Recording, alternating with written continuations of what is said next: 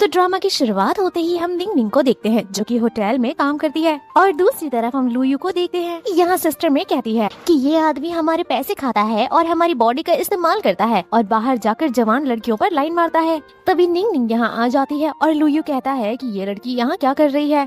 एक लड़की लुयू से कहती है कि तुमने हमारे सिस्टर में के 2 लाख रुपए खाए हैं। तभी निंग निंग यहाँ आ जाती है। सिस्टर में कहती है तुम्हारे यहाँ कोई काम नहीं है, साफ सफाई करो और निकलो यहाँ से, हमारे मामले में दखल मत करो। यहाँ लुयू अपना फेस छुपाता है ताकि निंग निंग उसे देख न ले। जिसके बाद हम देखते हैं यहाँ ये तीनों रिच लेडी मिलकर लुयू की बैंड बजाने लगती हैं। निंग निंग काम करते वक्त सोच रही होती है कि समाज में ऐसे भी मर्द होते हैं, कितनी घिनौनी बात है। और एक मेरा लुयू है जो मुझसे बहुत प्यार करता है। जिसके बाद फ्लैशबैक में दिखाया जाता है लुयू कहता है मुझे कुछ टाइम दो, मैं घर खरीदने के बाद तुमसे शादी करूंगा। और निंग निंग काफी खुश होती है, कहती है मैं अपने पति के लिए लॉयल हूँ और मैं उसके लिए ढेर सारा हार्ड वर्क करूंगी ताकि हम लोग जल्द से जल्द घर ले सके। और दूसरी तरफ आंटी लोग तो लुयू को घसीट घसीट कर कुत्ता बनाकर मारती हैं और मार के डस्टबिन के अंदर फिट कर देती हैं। निंग निंग यहाँ से गुजरती है और कहती है तुम्हारे ऊपर मैं थूकती हूँ, तुम बहुत गंदे आदमी हो। खैर दूसरी तरफ हम मिस्टर फू के ग्रैंडफादर का फ्यूनरल देखते हैं। यहाँ मिस्टर लूबो फुयान ली से कहते हैं कि ग्रैंडफादर ने कहा था कि आप उनकी खोई हुई ग्रैंड डॉटर से शादी करो। आप या फिर फू फैमिली का कोई भी लड़का अगर फू परिवार की खोई हुई लड़की से शादी करता है उसी को फू ग्रुप की कंपनी मिलेगी, नहीं तो सारा पैसा और सारी प्रॉपर्टी हम चैरिटी में डोनेट कर देंगे। जिसके बाद हम देखते हैं लूबो कहता है कि फू फैमिली की लॉस्ट बेटी को किसी ने नहीं देखा, इसीलिए कोई ऐसी लड़की को ढूंढ के लाओ जो उनकी लॉस्ट डॉटर के उम्र की हो। जब किसी ने उसे देखा ही नहीं है तो पता कैसे चलेगा कि मैंने किससे शादी की है। जिसके बाद निंग निंग यहाँ आती है हाउसकीपिंग का काम करने। कहती है ये घर कितना बड़ा है, इतने नौकर चाकर हैं। वो फोटो क्लिक करती है, अपने बॉयफ्रेंड लुयू को भेजती है। पता चलता है कि लुयू ने तो इसे ब्लॉक कर दिया है। जब वो घर के अंदर आती है तो लूबो निंग निंग को देख कर कहता है कि ये बिल्कुल ग्रैंडपा की तरह दिख रही है, इसकी आईब्रोज एंड आंखें बिल्कुल ग्रैंडपा की तरह मैच कर रही है। वो फटाफट ऑर्डर देते हैं जाओ इस लड़की के बारे में पता करो। मिस्टर फू यानली बोलते हैं वेल क्या तुम अपना ID कार्ड लेकर आई हो या फिर हाउस होल्ड रजिस्ट्रेशन। कहती है हाँ मैं सब कुछ लेकर आई हूँ। तभी स्टाफ आता है, मिस्टर फू यानली को बताता है मैंने इसके बारे में पता कर लिया, ये लड़की ऑर्फन यानी कि अनाथ है और साफ सफाई का काम करती है। मंथली ये 4000 से 5000 कमा लेती है और इसका सरनेम जियांग है। इसके माँ बाप भी नहीं है। एक बॉयफ्रेंड है जिसे 3 साल से डेट कर रही है। निंग निंग कहती है ये मत सोचना कि तुम लोग मेरे साथ कुछ भी कर लोगे अगर तुम्हारे पास पैसे हैं। मैं अभी अभी यहाँ पर आई और तुम लोगों ने मेरी तो पूरी हिस्ट्री पता कर ली। मैं यहाँ से जा रही हूँ, मेरी ID कार्ड दो, मुझे यहाँ कोई काम नहीं करना। जिसके बाद यहाँ ढेर सारे पैसे लाए जाते हैं। निंग निंग इतने पैसे देख कर हैरान हो जाती है। फू यानली कहता है ये सारे पैसे तुम्हारे होंगे, बदले में तुम्हें मुझसे शादी करनी होगी। कहती है नहीं मैं पैसों के लिए अपने आप को नहीं बेचूंगी। फू यानली कहता है ये रहा ब्लैक अनलिमिटेड कार्ड, इसमें ढेर सारे पैसे हैं, मुझसे शादी करो, ये कार्ड तुम्हारा हो जाएगा। कहती है मुझे पैसे पसंद है लेकिन इसका मतलब ये नहीं है कि मैं तुम्हारे पैसे देखकर बिक जाऊंगी। मैं तुम्हें बता दूं मेरा बॉयफ्रेंड है और वो बहुत ही लविंग है, मैं उसके लिए बहुत लॉयल हूँ। तभी लुयू का कॉल आता है और वो कहता है कि हमारा ब्रेकअप हो रहा है। निंग निंग कहती है तुम ब्रेकअप कैसे कर सकते हो, हमने तो डिसाइड किया था ना कि मैं 2 लाख रुपए दूंगी एंड तुम घर खरीद लोगे और हम शादी कर लेंगे। लुयू कहता है तुम एक अनाथ लड़की हो जो साफ सफाई का काम करती है, तुम्हें क्या लगता है मैं तुम्हारे जैसी लड़की से शादी करूंगा, तुम्हें 3 साल लग गए 2 लाख रुपए कमाने में। वो फोन कट कर देता है। निंग निंग तुरंत राजी हो जाती है कि हाँ मैं राजी हूँ शादी करने के लिए, मुझे ढेर सारे पैसे चाहिए।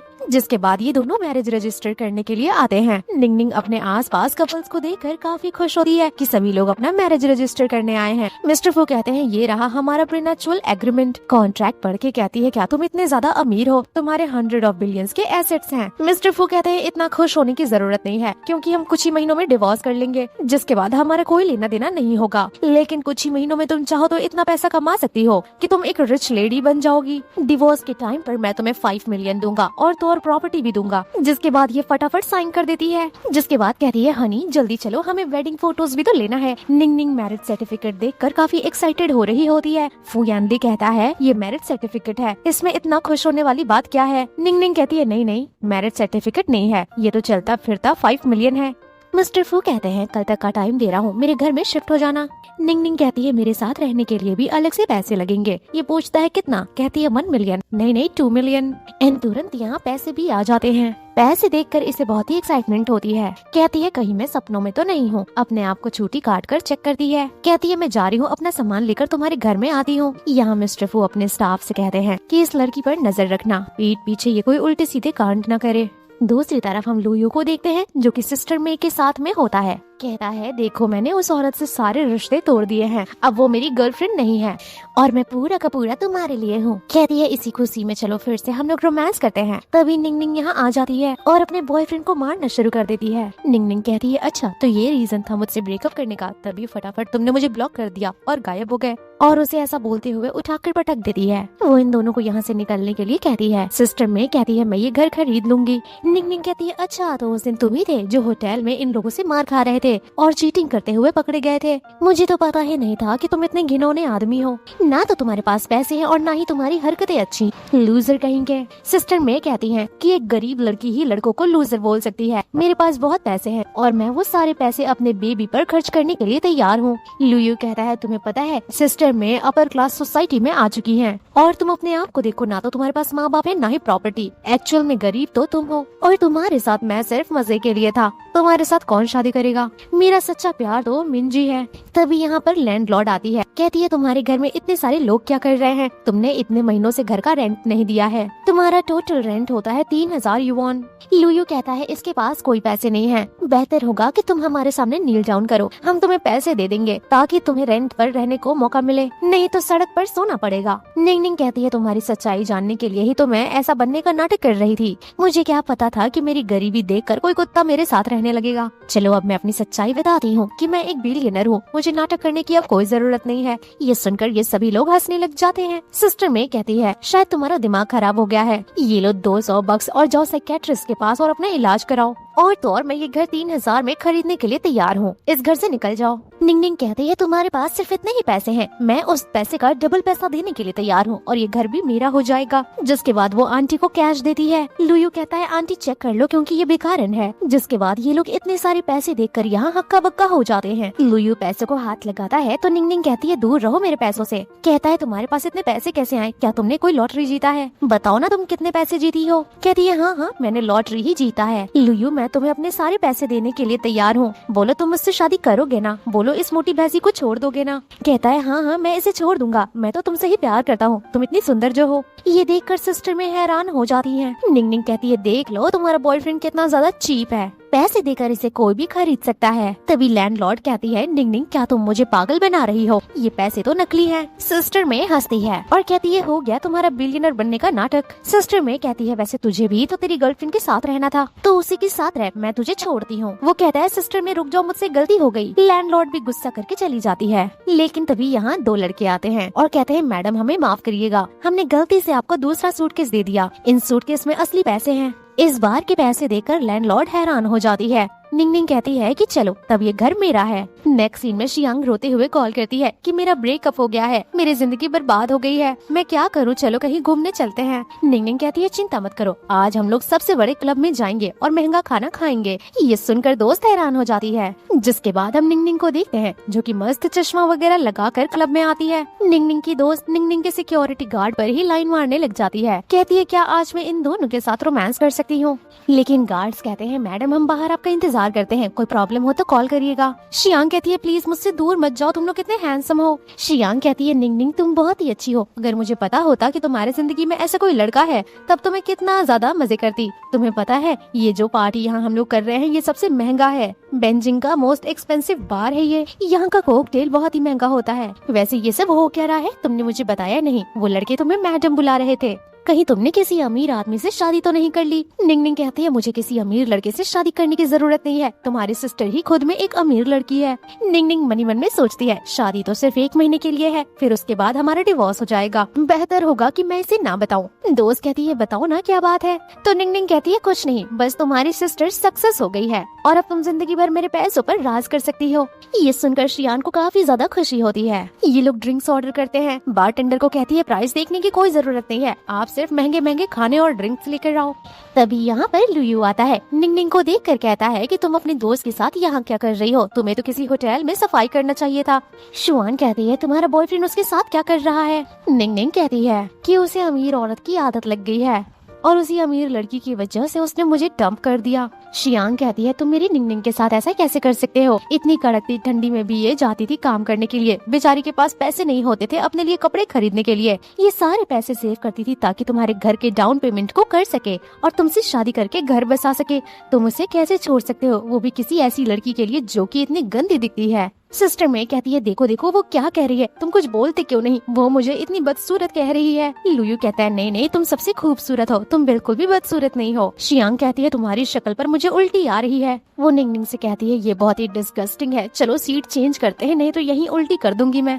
यहाँ बारटेंडर निंगनिंग से कहता है कि अब सिर्फ लग्जरी बॉक्सेस बचे हुए हैं, अगर आपको सीट चेंज करना है तो आपको ज्यादा पैसे पे करने होंगे। ये कहती है पैसों की चिंता आप मत कीजिए, हमें लग्जरी बॉक्स दीजिए। लुयू कहता है तुम्हें पता भी है लग्जरी बॉक्स कितना महंगा आता है, अगर वहाँ तुम चली गई और वहाँ का वाइन पी ली तो जिंदगी भर भी अगर यहाँ बर्तन धुलोगी ना तो भी तुम उस वाइन का पैसा नहीं चुका पाओगी। ये कहती है मेरे पास ब्लैक अनलिमिटेड कार्ड है, मेन्यू में जितनी भी महंगी वाइन है मैं वो सारी वाइन खरीद सकती हूँ। बारटेंडर कहता है मैडम क्या आप श्योर हैं? आपका टोटल बिल 1.8 मिलियन जितना हुआ है, मैं आपका क्रेडिट कार्ड स्वाइप कर दूं क्या? सिस्टर में कहती है कि तुम्हें नाटक करने की बहुत ज्यादा आदत हो गई है। सुबह सुबह बिलियनर होने का नाटक कर रही थी फेक कैश के साथ और अब यहाँ रेस्टोरेंट में फेक कार्ड के साथ नाटक कर रही हो। लेकिन लुयू कार्ड स्वाइप होते हुए देखकर हैरान हो जाता है कि निंगनिंग के पास इतने पैसे कहाँ से आए। बारटेंडर कहता है चलिए यहाँ से चलते हैं। ये कहती है हाँ हाँ यहाँ बहुत हल्ला गुल्ला हो रहा है। लुयू कहता है मेरे साथ जब थी तो गरीब होने का नाटक कर रही थी। सिस्टर में कहती है मुझे पता है तुम कोई ना कोई तो घटिया काम करती हो, यहाँ बार में आने के लिए तुमने इतने घटिया कपड़े पहने हुए हैं, इतने रिवीलिंग कपड़े, जरूर तुम किसी बुढ़े रिच अमीर आदमी को अपना बॉडी बेच रही होगी।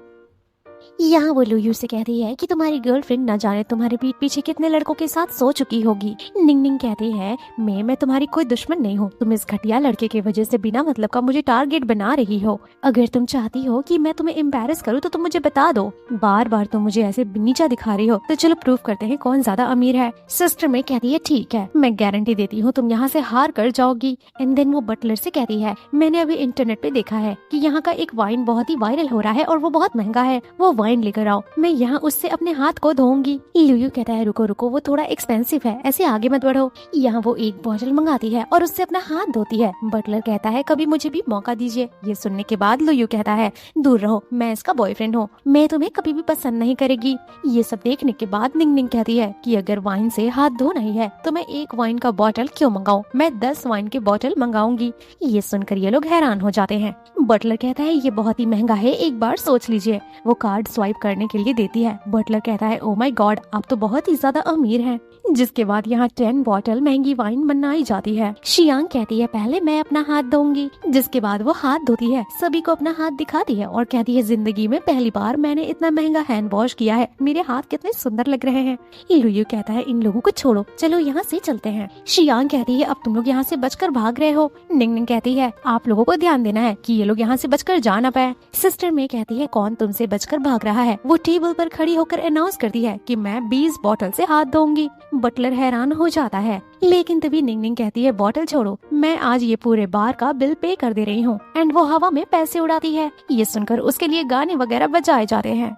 तभी मिस्टर फू यानली यहाँ आते हैं शू वान वान के साथ में। मिस्टर फू अपनी बीवी को ऐसी हरकतें देखकर गुस्सा करते हैं। शू वान वान कहती है ये देखो वो दोनों औरतें एक आदमी के लिए किस तरीके से पैसे खर्चे कर रही हैं। ये देखकर मिस्टर फू यानली को गुस्सा आता है और यहाँ हम देखते हैं सिस्टर मे के कार्ड का लिमिट खत्म हो जाता है। पता चलता है कि वो तो लोन पर थी। बेचारी सिस्टर मे को चक्कर आने लग जाता है कि लोन के पैसे खत्म हो गए। सिस्टर मे कहती है ये सब उसकी वजह से हुआ है, वो जानबूझकर ऐसा की है ताकि मेरे सारे पैसे खत्म हो जाएं। सिस्टर मे कहती है मैं तुम्हारे पैर पड़ती हूँ, ये आदमी बहुत ही बेकार है, हम दोनों औरतें एक दूसरे की दुश्मन बन रहे हैं, प्लीज मुझे पैसे दे दो नहीं तो मैं बर्बाद हो जाऊंगी, मुझे इस लड़के से कोई मतलब नहीं है। निंगनिंग कहती है तुम मेरे एक्स को अपने पास रखो, मेरे लिए वो गार्बेज है। तभी शू वान वान आती है, कहती है इस औरत को डिटेन कर लो क्योंकि इसने मिस्टर फू का ब्लैक कार्ड चुराया है। वो सवाल करती है आखिर तुम्हारी हिम्मत कैसे हुई फू यानली का इतना महंगा कार्ड चुराने की एंड इसमें से इतने पैसे उड़ाने की। निंगनिंग कहती है तुम्हें जरूर कोई गलत फहमी हुई है क्योंकि मैं अपने हस्बैंड के कार्ड को यूज कर रही हूँ। शू वान वान कहती है क्या तुम्हारा दिमाग खिसक गया है, वो मेरा फियांसे है, तुम्हारा हस्बैंड कैसे हो सकता है। लुयू कहता है मुझे पता नहीं था निंगनिंग की तुम चोरी भी कर सकती हो, वो भी ऐसे वैसे नहीं बल्कि मिस्टर फू यानली का कार्ड चुराया है तुमने, पता भी है तुम्हारे साथ क्या होगा अब। निंगनिंग कहती है फू यानली मेरा हस्बैंड है, कल ही हम लोगों ने मैरिज सर्टिफिकेट लिया है। शु वानवान कहती है कैसी बहकी बहकी बातें कर रही हो, आखिर फू यानली तुम्हें क्यों पसंद करेगा, तुमने अपने आप को देखा भी है कि तुम कितनी घटिया दिखती हो। वो ऑर्डर देती है इस लड़की की बकबक क्यों सुन रहे हो, इसे यहाँ से निकाल कर बाहर फेंको। निंगनिंग कहती है प्लीज मेरे साथ ऐसा मत करो, तुम लोगों को गलत फहमी हुई है, मैं रिच लेडी हूँ, फू यानली की वाइफ हूँ मैं। तभी मिस्टर फू यानली आते हैं और सभी लोगों को रुकने के लिए कहते हैं। मिस्टर फू कहते हैं कि आज मैं ऑफिशियली अनाउंस कर रहा हूँ कि ये मेरी बीवी है। मिस्टर फू ये भी बताते हैं कि इस लड़की से शादी करना ओल्ड चेयरमैन फूजी ग्रुप का पुराना मिशन था, यानी कि ये वही खोई हुई लॉस्ट ग्रैंड डॉटर है। ये सुनने के बाद सभी लोग उसे यहाँ हेलो कहते हैं। लुयू कहता है ये कैसे पॉसिबल हो सकता है, ये तो क्लीनर है। सिस्टर में कहती है जरूर इसने आपको डिसीव किया होगा झूठ बोलकर, ये इतनी ज्यादा गरीब है, इवन इसका बॉयफ्रेंड ने भी इसे डंप कर दिया। निंगनिंग कहती है बकवास करना बंद करो, मैंने उसे छोड़ा है एंड तुमने उस कचड़े को उठाया है। लुयू कहता है कि तुम अब अमीर बन चुकी हो, अब तो हमें घर के लिए भी चिंता करने की जरूरत नहीं है, चलो हम लोग जल्दी से शादी कर लेते हैं। निंगनिंग कहती है बच्चू दोबारा दिख मत जाना, नहीं तो मैं तुम्हें मार मार के तुम्हारा भर्ता बना दूंगी। लुयू कहता है प्लीज मेरी बातों पे बिलीव करो, उस लड़की के मैंने पैसे लिए थे, नहीं तो मैं उस मोटी के चक्कर में क्यों पड़ता। ये सुनकर सिस्टर में को गुस्सा आता है। निंगनिंग कहती है अगर तुम चाहते हो कि मैं तुम्हारी बातों पर भरोसा करूं तो थोड़ा सिंसियरिटी दिखाओ, और वो नील डाउन कर लेता है। कहता है मैं तुमसे भीख मांग रहा हूँ कि मुझे एक चांस दे दो, और अपने आप को थप्पड़ मारता है। कहता है कि आज के बाद मैं घर के सारे काम करूंगा, लॉन्ड्री करूंगा, खाना बनाऊंगा, हमारे छोटे से घर का ध्यान रखूंगा। लेकिन अब वो उसे लात मार देती है और कहती है क्या मैं तुम्हें बेवकूफ नजर आ रही हूँ,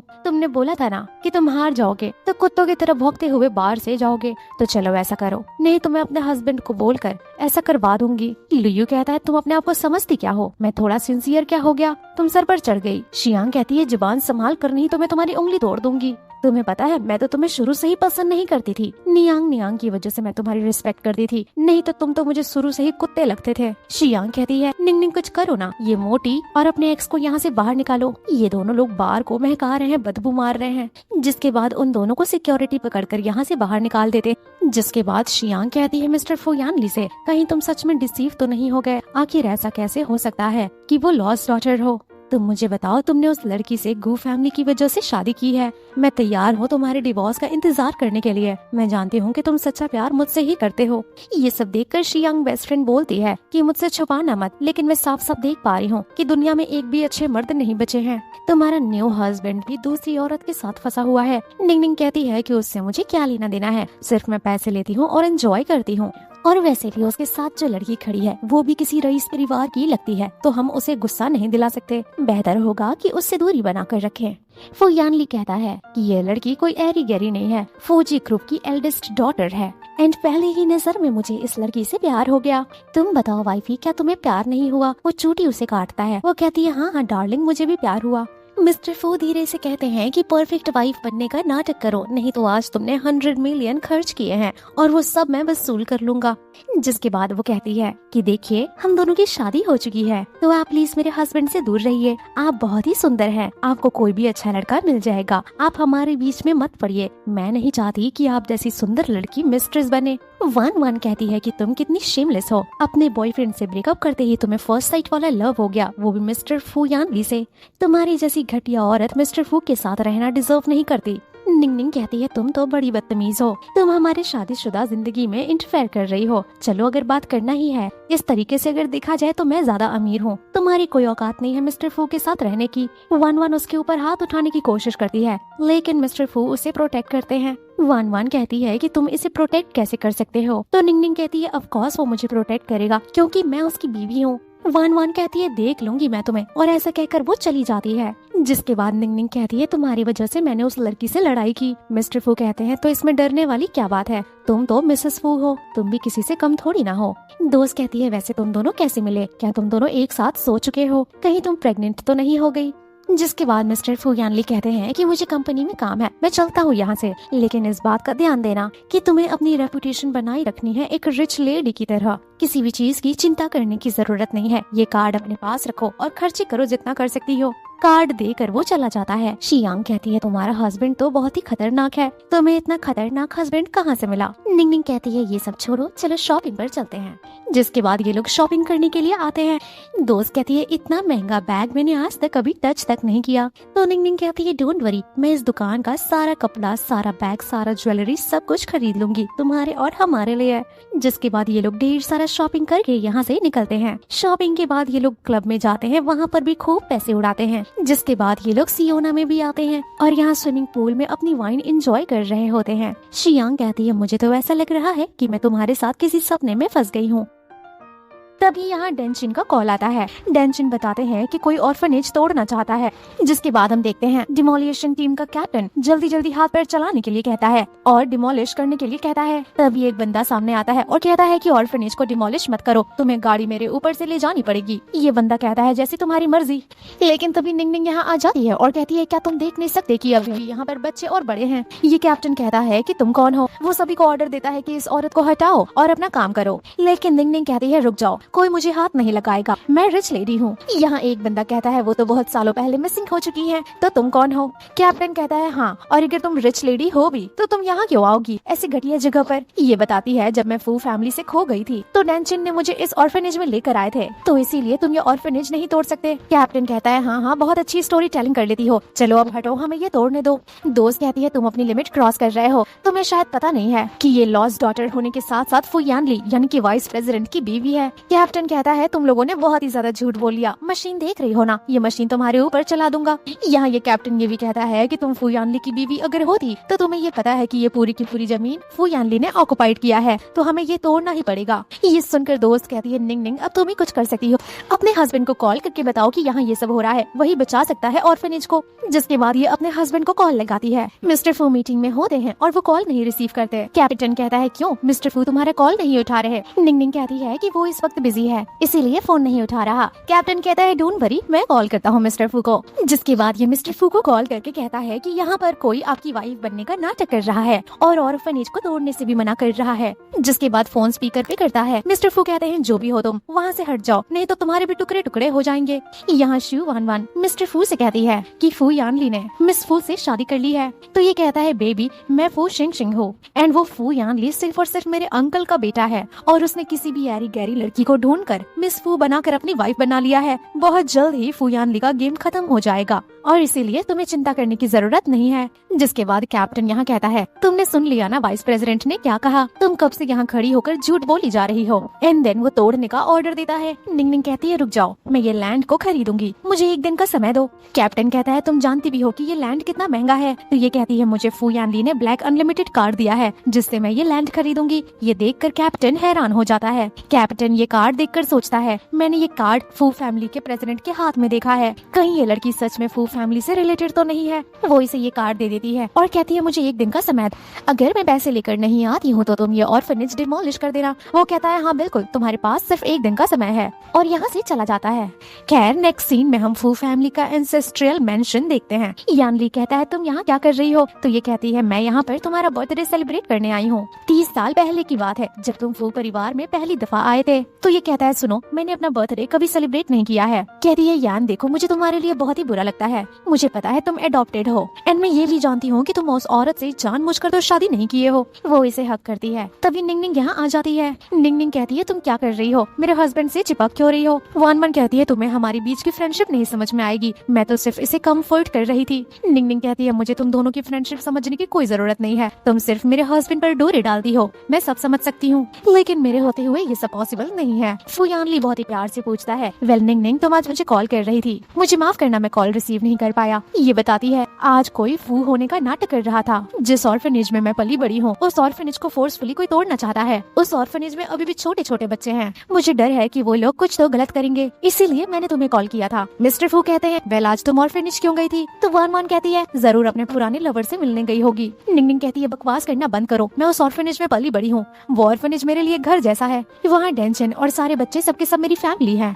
ये अपने हस्बैंड से कहती है मैं सुबह सुबह तुम्हें इसीलिए कॉल कर रही थी ताकि मैं तुम्हें बता सकूं कि वो लोग ऑर्फनेज तोड़ रहे हैं। अगर ऐसा होगा तो उनके पास रहने के लिए कोई जगह नहीं बचेगी। वान वान कहती है, फू यानली तुम एक लड़की की वजह से पूरा का पूरा प्लान पोपट नहीं कर सकते। वो ऑर्फनेज डिमोलिश करके अपना प्रोजेक्ट प्रिपेयर करना तुम्हारी जिम्मेदारी है। अगर तुम ऐसा वैसा कुछ भी करते हो तो बोर्ड डायरेक्टर्स क्या बोलेंगे तुम्हारे बारे में। फू यानली कहता है, देखो ये प्रोजेक्ट इंडिविजुअल डेवलपमेंट के लिए है और अगर ऑर्फनेज के लोगों की बात करें तो हम उन्हें दूसरे ऑर्फनेज में डाल देंगे। ये कहती है, तुम समझ क्यों नहीं रहे हो, वो ऑर्फनेज नहीं तोड़ सकते, वो मेरा घर जैसा है। फू यानली कहता है, देखो तुम ऑर्फनेज की चिंता मत करो, तुम्हें अभी सिर्फ ये चिंता करना है कि तुम पूरी दुनिया को कैसे बता सको कि तुम फू फैमिली की डॉटर हो। ऐसे छोटे मोटे मुद्दों की वजह से मुझे डिस्टर्ब मत किया करो। निंग निंग कहती है, अगर ये तुम्हारे लिए छोटा मोटा मुद्दा है तो ठीक है, मैं खुद से इसे सॉल्व कर लूंगी, और वो चली जाती है। नेक्स्ट मॉर्निंग ऑफिस में मिस्टर फू यानली सवाल करते हैं कि नॉर्थ सिटी का ऑर्फनेज कौन तोड़ने के लिए गया था। तो दूसरा बंदा कहता है कि वहाँ का इंचार्ज मैं हूँ। डिमोलिएशन तो एक नॉर्मल प्रोसेस है, आखिर इस पर कैसा सवाल। फू यानली कहते हैं, पहले बच्चों को तो हटाओ, पहले वहाँ से बच्चों को हटाकर फिर डिमोलिश करना।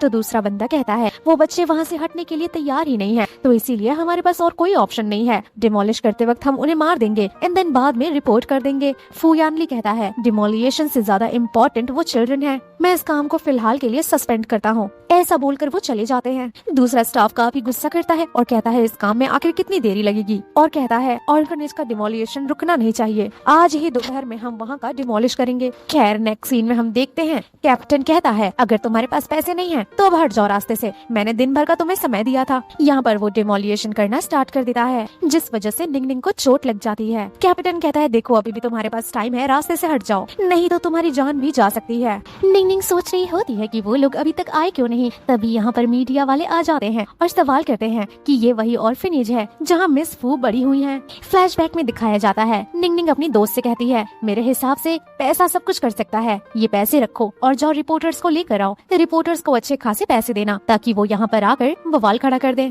जिसके बाद उसकी बेस्ट फ्रेंड जर्नलिस्ट के पास जाती है। यहाँ निंग निंग सबको ढेर सारे पैसे ऑफर करती है और ये कहती है, क्या आप लोगों के अंदर हिम्मत है फूजी ग्रुप का डार्क सीक्रेट रिवील करने के लिए। एक जर्नलिस्ट कहता है, क्या तुम पागल हो गई हो, क्या तुम मरना चाहती हो कि उन लोगों का सीक्रेट रिवील करोगी, यहाँ से निकल जाओ। निंग निंग कहती है, डोंट वरी, फ्री में काम नहीं करना है, एक अटैची एक लोगों के लिए, तुम्हें सिर्फ अपने सोशल मीडिया पर पोस्ट करना है और 1000 लाइक्स इनफ होंगे। तभी एक बंदा कहता है, सिस्टर हमें माफ करना, पैसों की बात नहीं है, फूजी ग्रुप बहुत ही बड़ा कंपनी है, हम उनसे पंगे नहीं ले सकते। यहाँ वो लोग मानने के लिए तैयार नहीं होते तो निंग निंग ढेर सारा पैसा इनके ऊपर फेंकती है। इतना पैसा देखकर सारे जर्नलिस्ट काम करने के लिए तैयार हो जाते हैं। जर्नलिस्ट आपस में कहते हैं कि फूजी ग्रुप को हम रिवील करके रहेंगे, इतने पैसे के बाद तो हमें पैसों की चिंता जिंदगी भर करने की जरूरत नहीं है। जिसके बाद स्टोरी प्रेजेंट में आती है और यहाँ कंस्ट्रक्शन साइट वाला कहता है कि देखो यहाँ डिमोलिएशन का काम हो रहा है, यहाँ से निकल जाओ तुम लोग। एंड तुम लोग जिसे रिच लेडी बोल रहे हो वो रिच लेडी नहीं है, रिच लेडी होने का नाटक कर रही है। जर्नलिस्ट कहते हैं, आप कंस्ट्रक्शन टीम के मेंबर हैं, आप क्या कहना चाहेंगे। यहाँ ये मैनेजर कहता है कि वो लड़की इतने साल से मिसिंग है, अचानक से कैसे मिल जाएगी, और अगर मिल भी जाती है तो वो ऐसे छोटी सी जगह को क्यों प्रोटेक्ट करेगी, रिच लेडी लोग ऐसा काम नहीं करती। लेकिन तभी निंग निंग कहती है, मेरे पास सबूत है कि मैं फूग ग्रुप की प्रेसिडेंट हूँ और तो और उनकी लीगल वाइफ हूँ, ये रहा हमारा मैरिज सर्टिफिकेट। ये मैनेजर कहता है, आजकल तो कोई भी मैरिज सर्टिफिकेट बनवा सकता है, देखो लड़की तुम अपनी लिमिट क्रॉस कर रही हो, अगर ये बात ज्यादा आगे बढ़ी तो तुम जेल में भी जा सकती हो। वो इसे यहाँ से हटने के लिए कहता है और उसके ऊपर हाथ उठाने वाला होता है। लेकिन तभी मिस्टर फू यानली यहाँ आ जाते हैं और कहते हैं, किसकी हिम्मत हुई मेरी बीवी से इतना सवाल करने की और हमारी शादी को झूठा कहने की। सारे जर्नलिस्ट हैरान हो जाते हैं कि यहाँ तो सच में वाइस प्रेसिडेंट आ गए। फू यानली कहता है कि इस बात का बतंगड़ बनाना बंद करो, मेरी बीवी अपनी लाइफ को लॉक ही रखना पसंद करती है, वो ज्यादा फ्लेक्स करना पसंद नहीं करती। निंग निंग भी कहती है, हाँ इन लोगों ने मुझे फोर्स किया कि मैं अपनी पर्सनालिटी रिवील करूँ। फू यानली निंग निंग के कानों में कहता है कि इन रिपोर्टर्स को तुमने हायर करा है, तो ये कहती है, तुमने ही तो कहा था कि मैं अपनी आइडेंटिटी प्रमोट करूँ, लोगों का ट्रस्ट जीतूं। यहाँ वो सभी लोगों के सामने अपने हस्बैंड से कहती है कि हस्बैंड मैं यहाँ पली बड़ी हूँ, यहाँ पर जो बच्चे हैं और मुझे बहुत ही ज्यादा अटैचमेंट है इस ऑर्फनेज से, बताओ तुम मेरे लिए इस ऑर्फनेज को नहीं तोड़ोगे ना। वो कान में कहती है, बेटा अगर तुमने रिपोर्टर्स के सामने मुझे रिजेक्ट किया तब तो तुम्हारी कोई खैर नहीं। ये धीरे से कहता है कि इतने लोगों के सामने तुम मुझे धमकी दे रही हो। यहाँ वो सबके सामने कहता है कि मैं ये तो इसीलिए खरीदना चाहता था क्योंकि मेरी बीवी से रिलेटेड था, मेरी बीवी का बचपन जुड़ा है यहाँ से। बीवी अगर तुम सच में चाहती हो कि ऐसा कुछ ना हो तो ऐसा कुछ नहीं होगा। रिपोर्टर्स कहते हैं कि देखो वाइस प्रेसिडेंट अपनी वाइफ को लेकर कितना ज्यादा काइंड है। जिसके बाद मैनेजर यहाँ से जाने लगता है और वो कॉल करता है फूशी को। फूशी हैरान हो जाता है, क्या ऑर्फनेज डिमोलिश नहीं हो पाया।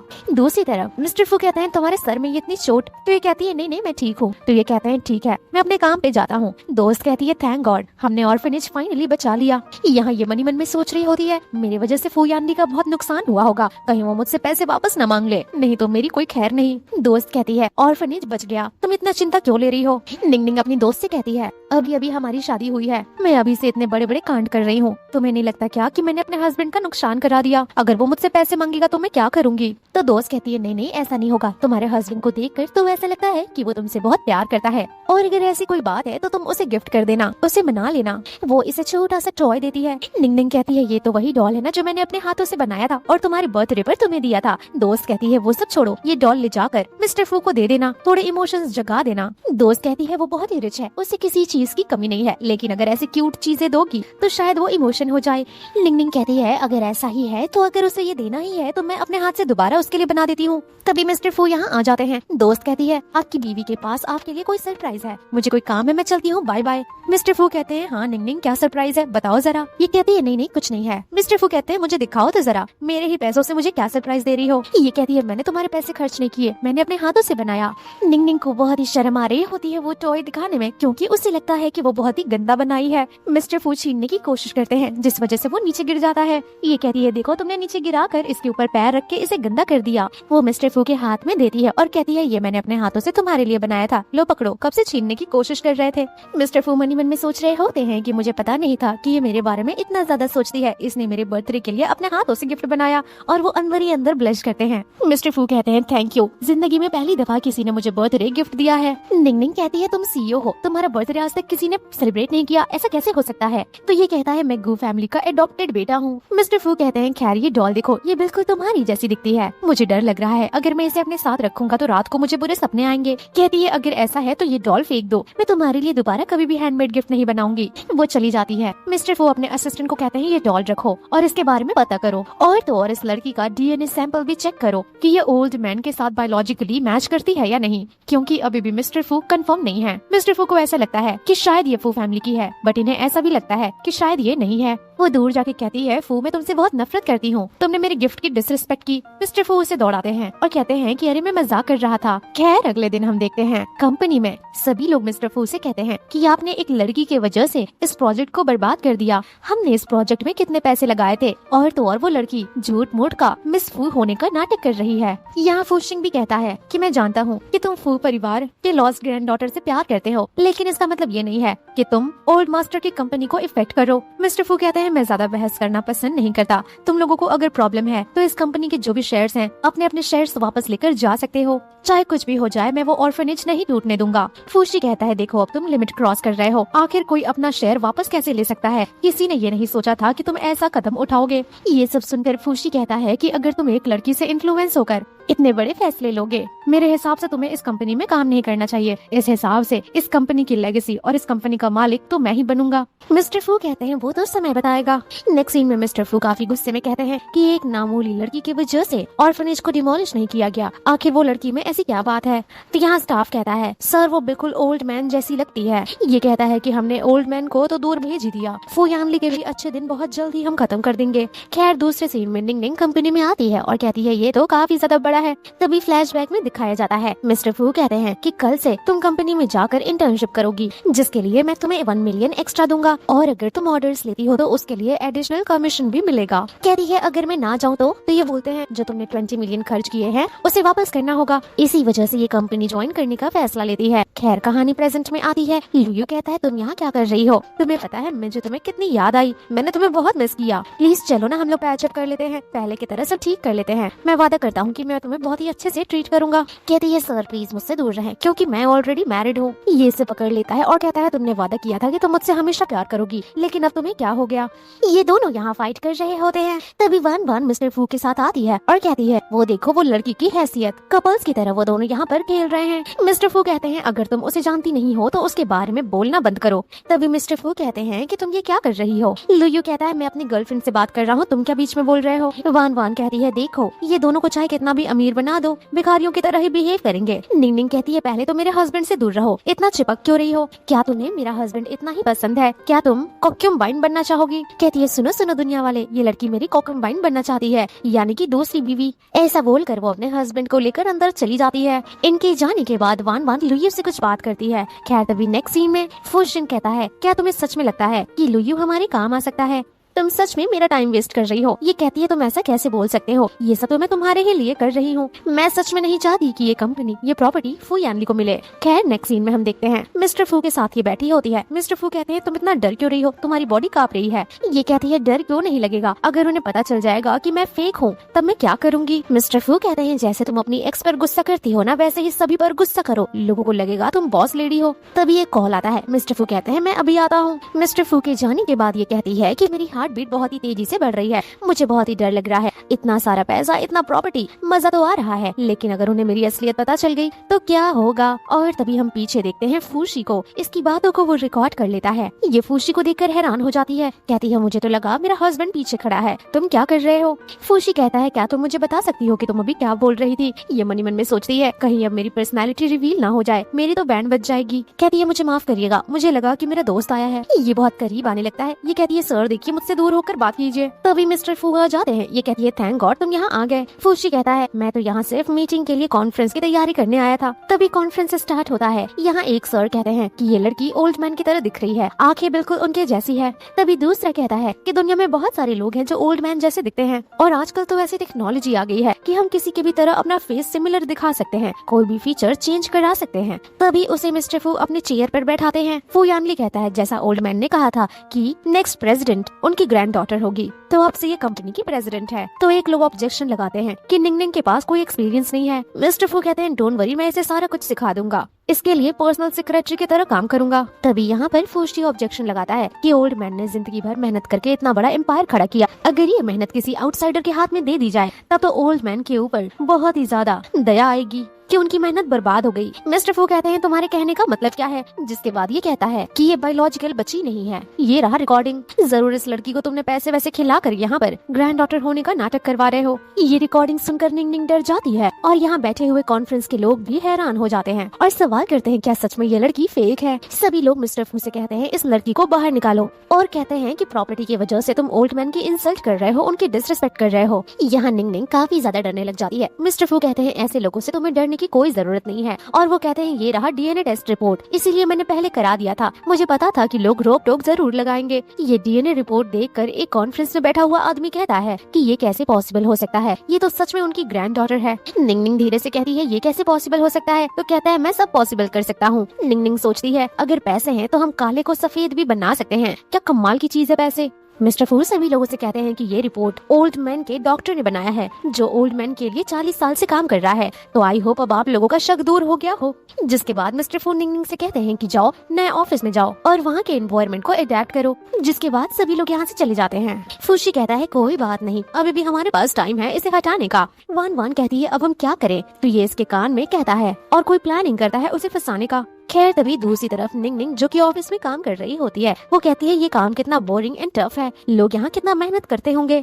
तभी यहाँ एक बैठी हुई स्टाफ कहती कि मुझे सुनने में आया था कि तुम यहाँ आने वाली हो, मुझे तो बिलीव नहीं हो रहा कि तुम यहाँ आकर काम कर रही हो, तो चलो मैं तुम्हें बताती हूँ कि कैसे करते हैं। तभी यहाँ पर कुछ लड़कियाँ आती हैं। एक कहती है मुझे तो पूरा का पूरा शक है कि ये रियल डॉटर नहीं है, ये कोई बाहरी लड़की है जो कि सीईओ को अपने खूबसूरती के जाल में फंसा कर ये कंपनी हड़पने की कोशिश कर रही है। निंगनिंग कहती है क्या तुम लोगों को दिखाई नहीं दे रहा कि मैं यहाँ बैठी हूँ, मेरे सामने तुम लोग इतनी घटिया बातें कर रहे हो, ये पूरा का पूरा कंपनी मेरा है। एक लड़की कहती है कि तुम्हें चिड़िया का घोंसला मिल जाए वही बड़ी बात है, तुम पूरी कंपनी की बात करती हो। तभी दूसरी लड़की कहती है इसकी बॉडी पर जरा ध्यान दो, शायद ये अपने बॉडी पर बहुत ध्यान देती है, ऐसी बॉडी इसने बनाया है ताकि ये रिच प्रेसिडेंट को अपने जाल में फंसा सके। ये लोग इसके बटन्स खोल देते हैं। निंगनिंग कहती है तुम लोग को ऐसा नहीं लगता क्या कि तुम लोग लिमिट क्रॉस कर रहे हो। तभी निंगनिंग यहाँ ढेर सारे पैसे निकालती है और कहती है जिस लड़की ने अभी मुझे थप्पड़ मारा, जो लड़की उसे स्लैप करेगी उन सबको मैं एक एक गड्डी दूंगी, कोई 2 थप्पड़ मारेगा तो उसे 2 गड्डी दूंगी। ये सब सुनकर वो लड़की हैरान हो जाती है और अपने ही दोस्त को थप्पड़ मारती है और 2 गड्डी लेती है। ये देखकर और भी लोग लालच में आते हैं और कहते हैं क्या मैं भी थप्पड़ मार सकती हूँ, तो वो कहती है हाँ हाँ सभी लोग थप्पड़ मार सकते हैं,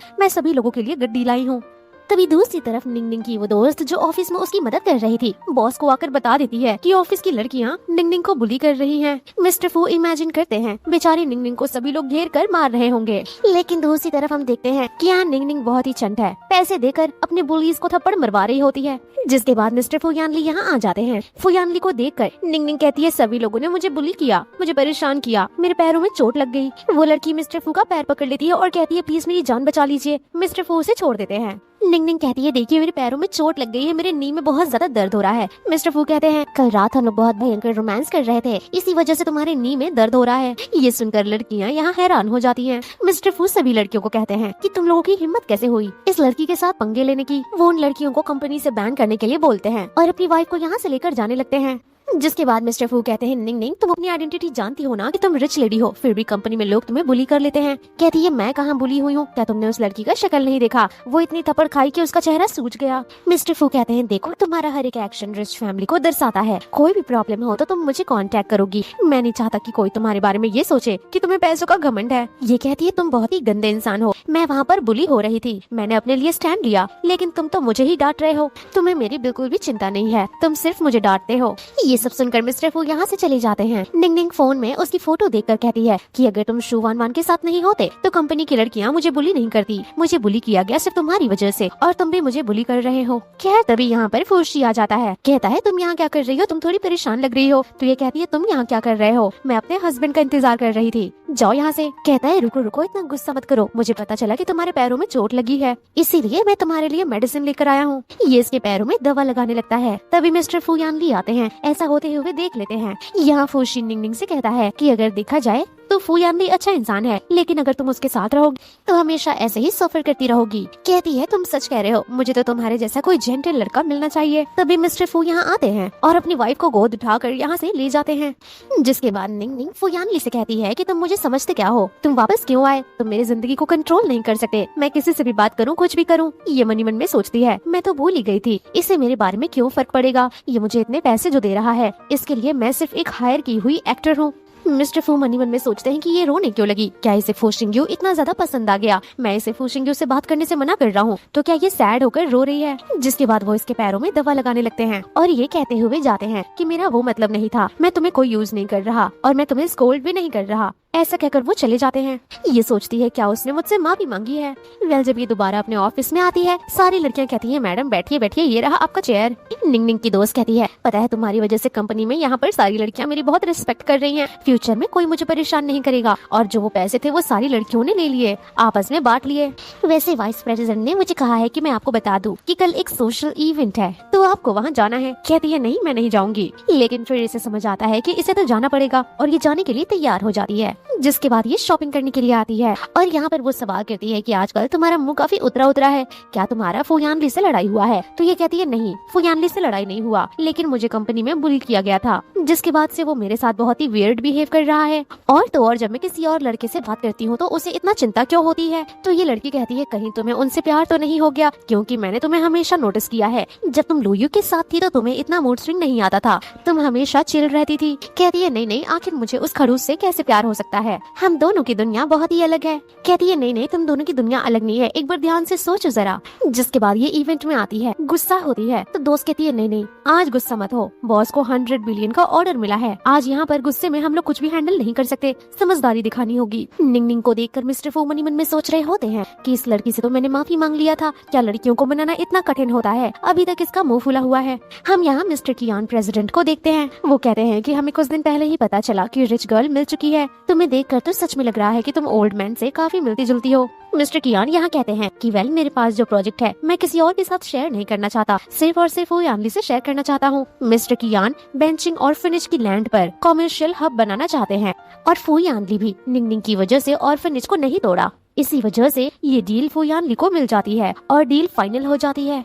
यहाँ ये लोग ड्रिंक करते हैं, तभी नजर पड़ती है कि लुयू ने ड्रिंक में कुछ मिलाया है, वेटर बनकर वो यहाँ पर कांड करने आया है। लुयू मनी मन में कहता है आज रात के बाद मैं देखता हूँ निंग निंग कि तुम प्योर होने का नाटक कैसे करती हो। नेक्स्ट सीन में हम देखते हैं निंग निंग काफी नशे में होती है। मिस्टर फू उसे घर चलने के लिए कहते हैं, ये कहती है छोड़ो मुझे हाथ मत लगाओ, मेरा हस्बैंड है। मिस्टर फू कहते हैं देखो जरा मैं ही तुम्हारा हस्बैंड हूँ। तो ये कहती है तुम सच कह रहे हो, तुम तो मेरे हस्बैंड से भी ज्यादा हैंडसम हो, लेकिन फिर भी तुम मेरे हस्बैंड थोड़ी ना हो, इसीलिए मैं तुम्हारे साथ नहीं जाऊंगी। मिस्टर फू ड्राइवर को कॉल करते हैं, लेकिन ड्राइवर फोन नहीं उठाता। मिस्टर फू कहते हैं यहीं पेड़ के साथ चिपकी रहो, मैं कार लेकर आता हूँ।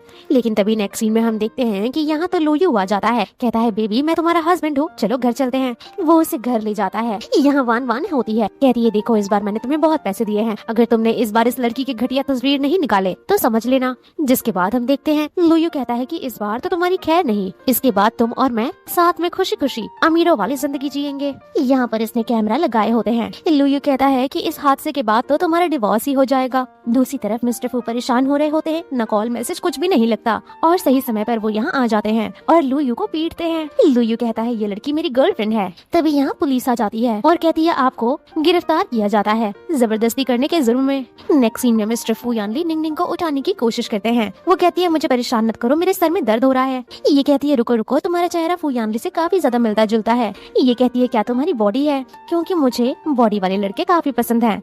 जिसके बाद मिस्टर फू इसे बाथरूम में ले आते हैं और इसके ऊपर पानी डालते हैं। फू यानली कहते हैं थोड़ा होश में आओ, आज रात तुम्हारी बैंड बज जाती और तुम्हें कोई खबर तक नहीं है।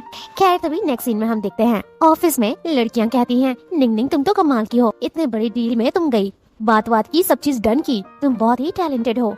लेकिन तभी एक लड़की आती है और कहती है मुझे नहीं पता था कि तुम इतनी घटिया इंसान हो, अपने गोल्स को पूरे करने के लिए तुम इतना नीचे गिर सकती हो। यहाँ एक और औरत आती है, कहती है मेरा नाम शूफांग है और कल रात तुम्हारी हिम्मत कैसे हुई मेरे हस्बैंड के साथ जाकर क्लब में ड्रिंक करने की। निंग निंग कहती है कि हम लोग बिजनेस कोऑपरेटिव रिलेशनशिप में हैं, आप ये कैसी बातें कर रही हैं। ये कहती है मैं मिस्टर शियान की वाइफ हूँ, ये औरत मेरी शादीशुदा जिंदगी खराब कर रही है, हम सब मिलकर इसे सबक सिखाएंगे। यहाँ खड़ी लड़कियाँ कहती है नहीं नहीं निंग निंग ऐसी लड़की नहीं है, वो खुद ही बहुत ज्यादा रिच है, वो ऐसा नहीं कर सकती। तभी दूसरी लड़की कहती है अगर ऐसी बात है तो फिर ये तस्वीर देखो, क्या ये तस्वीर झूठ है। निंग निंग कहती है झूठी तस्वीर दिखाना बंद करो, इस तस्वीर में मैं अकेली नहीं हूँ। तभी मिस्टर कियान आ जाते हैं, कहते हैं तुम यहाँ क्या तमाशा कर रही हो, चलो यहाँ से। वो कहती है तुम बाहर लोगों के साथ नौटंकी कर रहे हो और मैं ऐसा भी ना करूँ। वो इसे यहाँ से ले जाने का ऑर्डर देता है और तो और कहता है मैडम निंग निंग मुझे माफ करिएगा, मैंने सोचा भी नहीं था कि वो औरत ऐसा कुछ कर सकती है, इसीलिए हमें अपने कॉर्पोरेशन को होल्ड पर रखना होगा, ये सब डील करने के बाद मैं इस पर बात करूंगा। इनके जाने के बाद यहाँ जो लड़की होती है कहती है तुम बिजनेस के बारे में ऐसे ही बात करती हो, 50 साल बड़े आदमी से अपनी खूबसूरती दिखाकर कॉर्पोरेशन करती हो। निंग निंग फाइनली उसे थप्पड़ मारती है,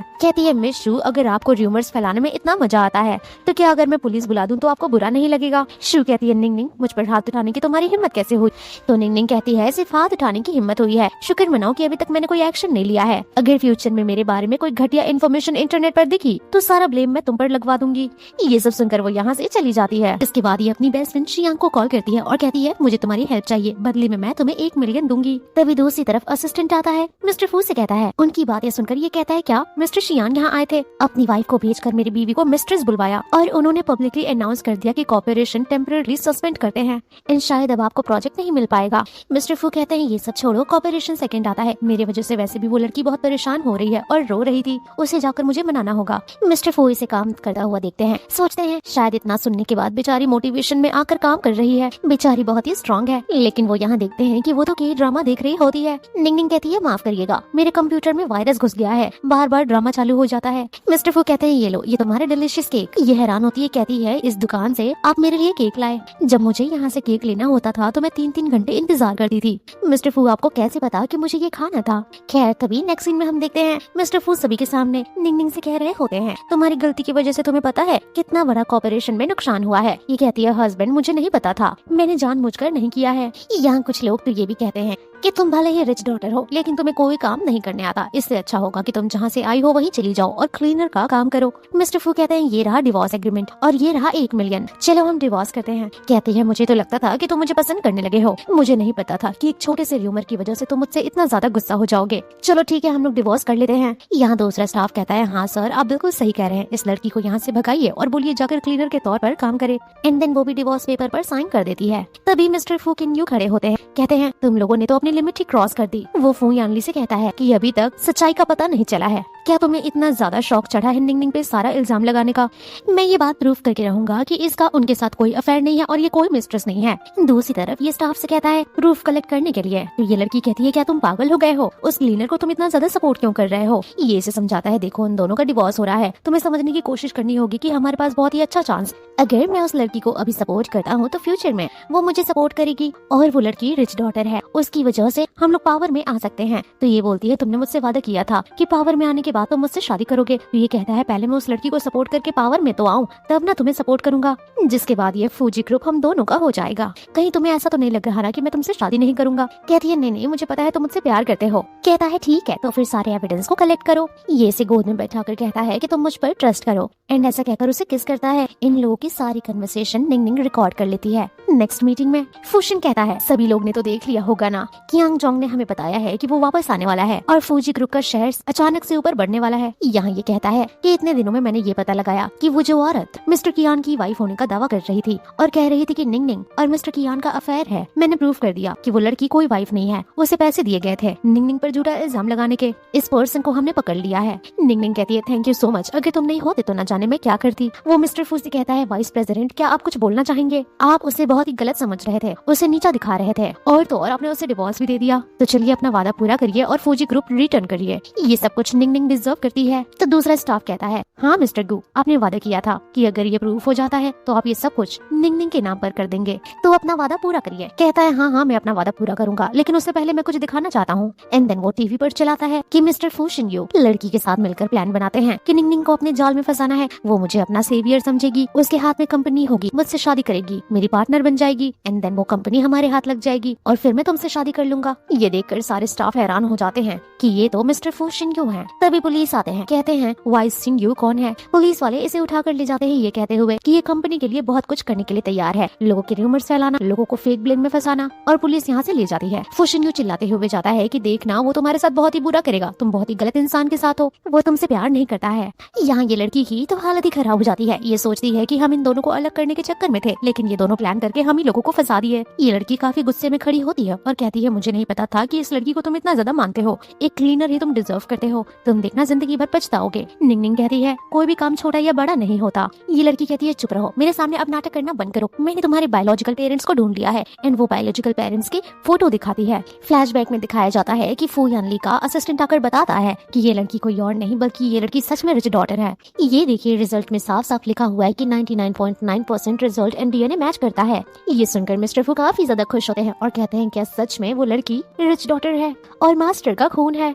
मिस्टर फू कहते हैं ग्रैंडपा फाइनली मैंने ग्रैंड डॉटर को ढूंढ लिया जिसे आप इतने सालों से ढूंढ रहे थे। असिस्टेंट कहता है क्या मुझे आपकी वाइफ को ये इन्फॉर्म कर देना चाहिए? तो ये मना करते हैं। ये चाहते हैं कि वो कंपनी में अभी इंटर्न की तरह काम करे, जब तक कॉन्ट्रैक्ट एंड नहीं हो जाता तब तक हम नहीं बताएंगे। कॉन्ट्रैक्ट एंड होने के बाद ये सारी कंपनी में उसके नाम कर दूंगा। कहानी प्रेजेंट में आती है और यहाँ ये लड़की सोचती है कि मैं 10 सालों से अपने पेरेंट्स को ढूंढ रही थी, लेकिन ये लड़की इतनी आसानी से कैसे ढूंढ ली। तभी यहाँ इसके पेरेंट्स आ जाते हैं, कहते हैं निंग निंग फाइनली तुम मिल गई। मिस्टर फू सभी लोगों से दूर करके उसे अपने पास खींचते हैं। ये आदमी कहता है कि मैं उसका पिता हूँ। डैड कहते हैं बेटी तुम्हें हमारी याद नहीं आती क्या? मिस्टर फू कहते हैं कि ये मेरे ग्रैंडपा की ग्रैंड डॉटर है। तो ये आदमी कहता है देखिए मैं जानता हूँ कि आप वाइस प्रेसिडेंट हैं, बहुत बड़े बॉस हैं, लेकिन इसका मतलब ये नहीं है कि आप मेरी बेटी पर ऐसा नाम लगा दें। वो हमारी बेटी है, 10 साल से हम उसे ढूंढ रहे थे, क्या आप ऐसे ही हमारी बेटी को हमसे छीन लेंगे? यहाँ आंटी कहती हैं देखिए मेरे पास डीएनए रिपोर्ट भी है, ये देखिए ये हमारी डॉटर है।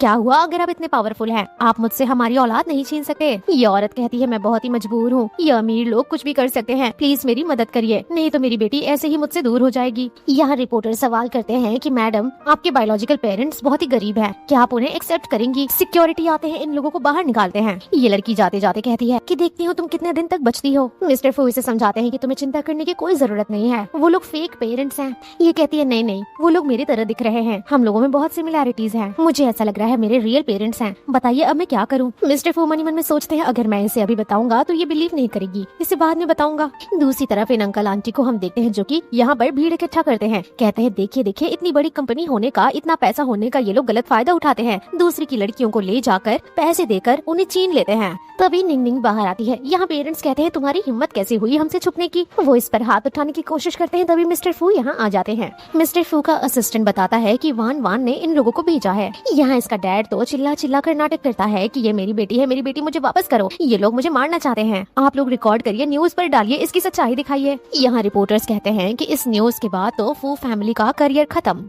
तभी यहाँ पर लेडी आती है, कहती है क्या सच में तुम निंग निंग के पेरेंट्स हो? तो ये लोग कहते हैं हाँ हाँ, हम यहाँ अपनी बेटी को लेने आए हैं। तो ये कहती है अगर आप इसके बायोलॉजिकल पेरेंट्स हैं तो प्रूफ दीजिए। तो ये आदमी हाथ उठाने के लिए कहता है नहीं नहीं मेरे पास एविडेंस है, ये देखिए पैटर्निटी टेस्ट। ये लड़की कहती है कि तुम पैटर्निटी टेस्ट अकेले कैसे कर सकते हो, कोई भी रिपोर्ट बनाकर लेकर आओगे और किसी को भी बेटी कह दोगे। यहाँ आंटी कहती है अगर तुम्हें बिलीव नहीं है तो उसे हॉस्पिटल लेकर चलो, सब प्रूफ हो जाएगा। ये लड़की कहती है कि अब मेरे पास सबूत है, मेरे सबूत देखो, 20 साल से वो ऑर्फनेज में रह रही थी, तुमने तो कहा था कि निंग निंग भाग गई थी और तुमने उसे बहुत ढूंढा, तो बताओ जब निंग निंग भागी थी तो लास्ट टाइम उसने क्या पहना था? तो पीछे से वो लड़की इशारा करती है। तो यहाँ आंटी कहती है हाँ हाँ उसके कॉलर बोन पर स्कार था। तो निंग निंग हैरान हो जाती है क्योंकि उसके कॉलर बोन पर स्कार है और आंटी कहती है कि वो उसका बर्थ मार्क है। आंटी कहती है देखा मैंने सब बता दिया, वो मेरी बच्ची है। यहाँ अंकल आंटी कहते हैं कि बेटा प्लीज मेरे साथ चलो, मुझे नहीं पता इसने तुम्हें कितने पैसे दिए हैं बट हमारे लिए हमारी बेटी सब कुछ है, प्लीज चलो।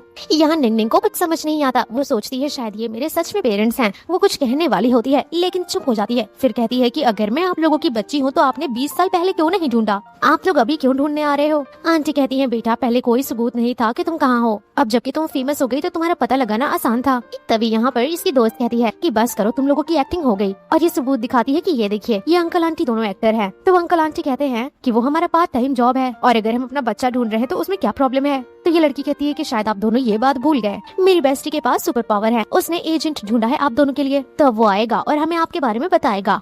तभी यहाँ पर जांग वे आता है, इन दोनों एक्टर्स का एजेंट है वो। एजेंट कहता है क्या तुमने कभी भी कॉन्ट्रैक्ट नहीं पढ़ा था, अब तुम्हें कभी भी काम नहीं मिलने वाला और उल्टा कंपनसेशन देना पड़ेगा। वो यहाँ सभी लोगों से माफी मांगता है, कहता है मिस्टर फू, मिसेस गू एंड मिसेस फूशन, सभी लोगों से मैं माफी मांगता हूँ, मुझे नहीं पता था कि मेरे ही हायर किए हुए एक्टर्स यहाँ आकर आपको परेशान करेंगे।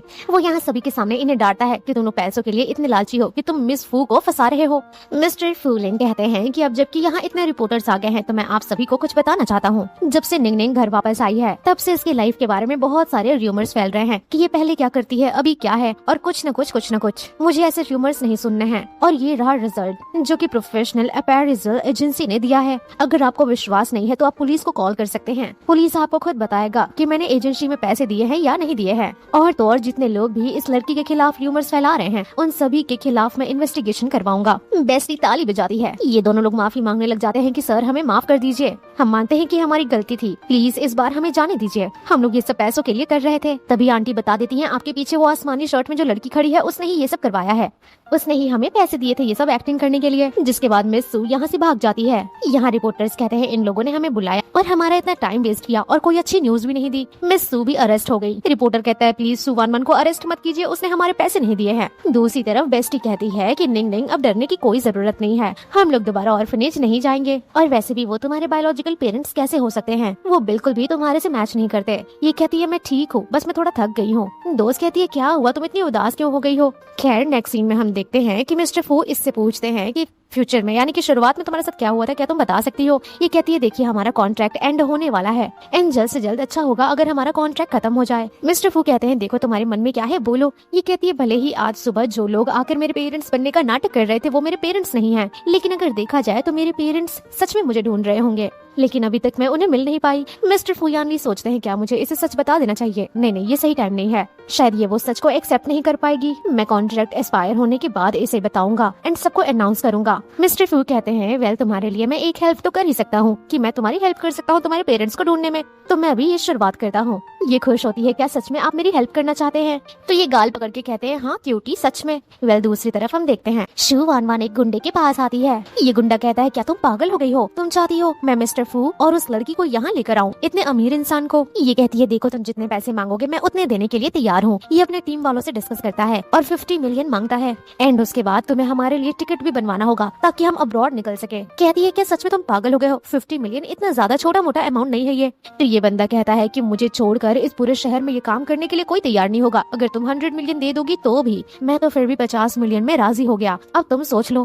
कहती है नहीं थोड़ा सा तो कम कर ही सकते हो। तो फिर ये कहता है कि थोड़ा सा कम तो कर सकता हूँ, लेकिन मुझे ये जानना होगा कि तुम कैसी लगती हो। तुम समझ रहे हो ना मैं तुम्हारे साथ क्या करना चाहता हूँ। ये इसे थप्पड़ मारता है और कहता है अगर इतने पैसे नहीं दे सकती तो बॉडी तो दे ही सकती हो। एंड ये इसके साथ जबरदस्ती करता है। वेल अगली सुबह निंग निंग स्कूटी चला रही होती है, तभी कोई उसे किडनैप कर लेता है। जब ये होश में आती है तो देखते हैं कि निंग निंग और ये दोनों लोग यहाँ पर किडनैप होते हैं। तभी वान वान यहाँ आती है, कहती है मिस्टर फू एंड रिच गर्ल, क्या आप दोनों यहाँ आ गए? क्या कोइंसिडेंस है? मिस्टर फू कहते हैं तुम करना क्या चाह रही हो? ये कहती है मैं ज्यादा इंतजार नहीं करूंगी, मुझे पता है कुछ ही देर में यहाँ पुलिस आ जाएगी। पुलिस के आने से पहले मुझे तुम दोनों का खेल खत्म करना है। निंग निंग कहती है देखो तुम कुछ ज्यादा अजीब काम कर रही हो। तो ये कहती है तू तो अपना मुंह बंद रख, ये सब कुछ तेरी वजह से हो रहा है। अगर तू यहाँ नहीं आती तो मेरे साथ भी ये सब नहीं होता, मुझे ये सब नहीं करना पड़ता। मुझे फू यानली से शादी करनी थी, लेकिन अब जो भी हो जाए मैं फू शिंगयू से शादी करूंगी। पूरा का पूरा फौजी ग्रुप मेरे नाम पर हो जाएगा, तुम दोनों को मरना होगा इसके लिए। तो फिर ये लड़की कहती है देखो मैं फेक हूँ, मैं कोई रियल रिच गर्ल नहीं हूँ, इस बार मैं तुम्हें सच बता रही हूँ, कॉन्ट्रैक्ट खत्म होते मैं जाने वाली हूँ।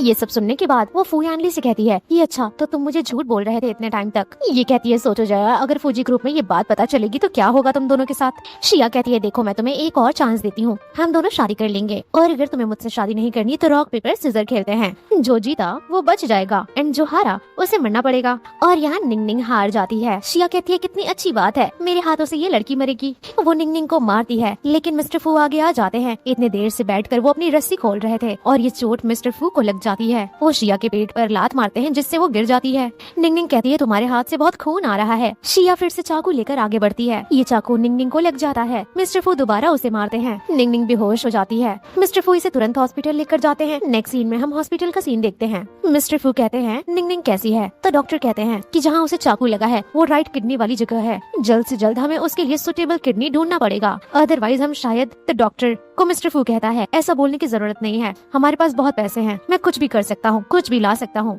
डॉक्टर कहता है भले ही आपके पास पैसे हैं लेकिन किडनी बहुत रेयरली मिलता है, आपका किडनी उसके लिए एकदम परफेक्ट है। जिसके बाद मिस्टर फू अपना किडनी निंग निंग को देते हैं और इनकी सर्जरी होती है। फ्लैशबैक में दिखाया जाता है बेस्टी कहती है तुम अपनी किडनी निंग निंग को डोनेट कर रहे हो, जब वो उठेगी तो देखेगी उसका हस्बैंड नहीं है तो उसे कितना रिग्रेट फील होगा, वो जिंदगी भर विधवा बन के रहेगी क्या। दोस्त कहती है नहीं नहीं मैं किडनी डोनेट करूंगी, तुम लोगों को ऐसा करने की जरूरत नहीं है। ये प्रॉपर्टी पेपर पे साइन करते हुए कहता है कि अगर ऑपरेशन के बाद मुझे कुछ भी हो जाता है तो सारी प्रॉपर्टी निंग निंग के नाम पर हो जाएगी, तुम्हें इस बात का ध्यान रखना होगा। प्रेजेंट में हम देखते हैं मिस्टर फू ये सोच रहे होते हैं कि मैं तुम्हें सच बताने वाला था, लेकिन टाइम देखते देखते ऐसा टाइम आ गया कि मैं तुम्हें सच नहीं बता पाया। मुझे बहुत ही बुरा लग रहा है कि मैंने तुम्हें बहुत हर्ट किया है, मेरी वजह से तुमने बहुत सफर किया, मैं तुम्हारे लिए सिर्फ इतना ही कर सकता हूँ, आई होप तुम मुझे माफ कर सको। कहानी कुछ दिन आगे बढ़ती है, निंग निंग को होश आता है। मिस्टर फू कहते हैं बेड से मत हिलो, तभी बेस्टी आती है, रोते हुए कहती है फाइनली तुम होश में आ गई, तुम 1 महीने से कोमा में थी, मैं तो डर ही गई थी, देखो मैं तुम दोनों के लिए चिकन सूप बना कर लेकर आई हूँ। निंग निंग कहती है नहीं नहीं मुझे बिल्कुल भी भूख नहीं लगी है। नेक्स्ट सीन में निंग निंग चलते हुए कहती है ये इतना दुख क्यों रहा है, बहुत ज्यादा पेन हो रहा है। तो बेस्टी कहती है ये सिर्फ छोटा सा सर्जरी है, तुम्हें इतना पेन क्यों हो रहा है, इतना सोचो मत। निंग निंग कहती है फू यानली को तो छोटा सा चोट लगा था, वो 1 महीने से बेड पर पड़ा हुआ है। बेस्ट फ्रेंड कहती है अपने हस्बैंड के बारे में ऐसा मत बोलो, वो बहुत अच्छा है, तुम्हारी बहुत केयर करता है। तो दोस्त कहती है क्या तुम्हारा दिमाग खसक गया है, तुम मेरे हस्बैंड के बारे में ऐसे कैसे बोल सकती हो, तुम तो मेरे साइड हो ना। दोस्त कहती है नहीं नहीं तुम्हें कुछ पता नहीं है, प्लीज ऐसा मत बोला करो, मैं तो चाहती हूँ कि तुम दोनों लोग जिंदगी भर साथ रहो और हमेशा खुश रहो। यहाँ से ये चली जाती है। बेस्टी सोचती है अगर मैं ऐसी बातें करूंगी तब तो मैं सीक्रेट रिवील कर दूंगी, उन्होंने मुझे सीक्रेट रिवील करने के लिए मना किया है कि किडनी ट्रांसप्लांट के बारे में नहीं बताना है। वेल नेक्स्ट सीन में ये कहती है तुम मेरे बेड पे क्या कर रहे हो, अपने बेड पे जाओ। कहता है नहीं नहीं मैं यही सोऊंगा। ये कहती है देखो हमारा कॉन्ट्रैक्ट एंड हो चुका है और बताओ हम दोनों अभी तक साथ क्यों रहते हैं। कहता है कि तुम अभी तक ठीक नहीं हुई हो और मैं तुम्हारा हस्बैंड हूँ, तुम्हारी केयर करने के लिए मैं तुम्हारे साथ रहता हूँ। ये कहता है ये देखो मैं सारी प्रॉपर्टी तुम्हारे नाम पर ट्रांसफर कर रहा हूँ, साइन कर दो। ये कहती है मुझे ये सब तुम क्यों दे रहे हो, क्या तुम पागल हो, मुझे सिर्फ मेरा 5 मिलियन दो। ये कहता है निंग निंग देखो मैंने तुम्हें पहले सच नहीं बताया, मुझे कोई भी फैसला लेने से पहले तुम्हारी खासियत देखनी थी, ये सब मैं तुम्हारे नाम पर कर रहा हूँ, आई होप तुम ये सब अच्छे से संभालो। कहती है चुप रहो, मुझे ये सब नहीं चाहिए, कंपनी चलाने में तुम मुझसे ज्यादा बेटर हो, तो इसीलिए मैं चाहती हूँ कि तुम ही वाइस प्रेसिडेंट बने रहो। कहता है मेरी बात समझो। कहती है मुझे कुछ नहीं समझना, हमारा कॉन्ट्रैक्ट एंड हो चुका है, हमें डिवोर्स ले लेना चाहिए।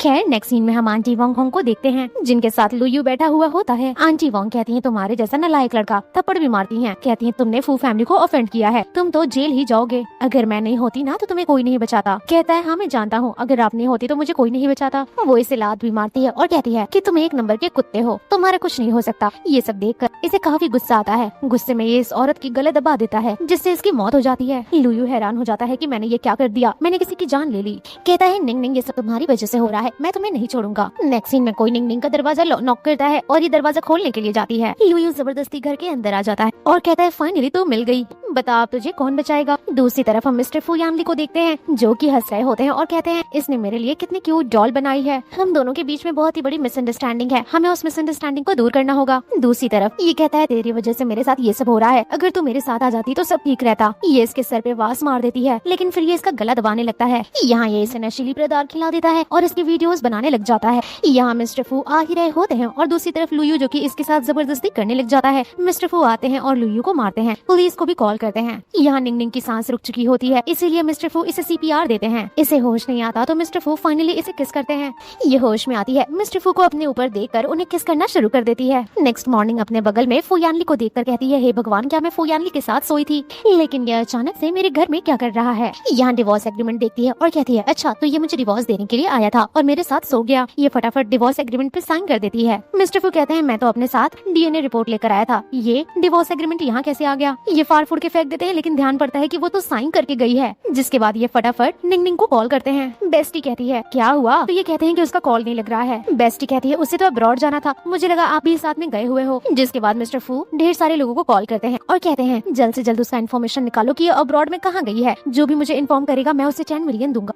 नेक्स्ट सीन में हम निंग निंग को देखते हैं जो कि मिस्टर फू की तस्वीर को देखकर गुड बाय कहती है और उनके फोटो को डस्टबिन में डालकर यहाँ से उड़ जाती है। कहानी शिफ्ट होती है और ये 6-7 साल बाद कंट्री में वापस आती है। अपने बेस्ट फ्रेंड को कॉल करके कहती है इतने साल बाद में आई और तुम मुझे लेने के लिए भी नहीं आई। दोस्त कहती है तुम्हें पता है कितना ज्यादा रोड कंजेस्टेड हो गया है, मैंने ट्राई किया लेकिन मैं नहीं आ पाई। ये कहती है ठीक है मैं आती हूँ और मैं तुम्हें एक बहुत ही बड़ा सरप्राइज देने वाली हूँ। जिसके बाद ये बच्चा आंटी से कहता है मेरा नाम है फू आन। दोस्त हैरान हो जाती है। दोस्त कहती है बेटा मैंने तुम्हें 5-6 साल से नहीं देखा। मम्मा से कहती है बताओ तुमने इसे कैसे पैदा कर दिया। ये कहती है मेरी कहानी बस नॉवल वाले बॉस की तरह थी और वैसे भी टाइम बहुत आगे बढ़ चुका है, मैं इसके लिए कोई भी फादर ढूंढ सकती हूँ जो उसके लिए कैपेबल हो। तभी यहाँ पर मिस्टर फू आते हैं और कहते हैं मुझसे ज्यादा कैपेबल और कोई डैड नहीं हो सकता। मिस्टर फू को देखकर ये हैरान हो जाती है। बेटा कहता है हाँ मॉम मुझे यही पसंद है। बेस्टी कहती है मेरी तरफ मत घूरो, मैंने इसे कुछ इन्फॉर्म नहीं किया। मिस्टर फू कहते हैं पहले ये बताओ कि बिना कुछ कहे तुम मुझे छोड़कर क्यों चली गई थी, और बताओ ये बच्चा तो मेरा ही है। ये कहती है नहीं ये तुम्हारा बच्चा नहीं है, इस बच्चे का तुमसे कोई लेना देना नहीं है। मिस्टर फू कहते हैं देखो मैं जानता हूँ कि तुम मुझसे गुस्सा हो, क्या तुम मुझे एक चांस नहीं दे सकती, मैंने तुम्हें बहुत मिस किया था और वो डिवोर्स एग्रीमेंट मैं उस दिन गलती से ले आया था, मैं तो कोई और एग्रीमेंट लेकर आने वाला था। मुझे क्या पता था सुबह सुबह तुम डिवोर्स एग्रीमेंट पे साइन करके मुझे छोड़कर चली जाओगी। मैं वो एग्रीमेंट लेकर आने वाला था जिसमें मेरे सारे शेयर्स थे, मैं वो सब तुम्हें ट्रांसफर करने वाला था, लेकिन ये मानने को तैयार नहीं होती। ये वो डॉल दिखाता है। मिस्टर फू कहते हैं तुम्हारे जाने के बाद ये डॉल ही मेरे साथ थी, हर चीज में यही मुझे कंपनी देती थी।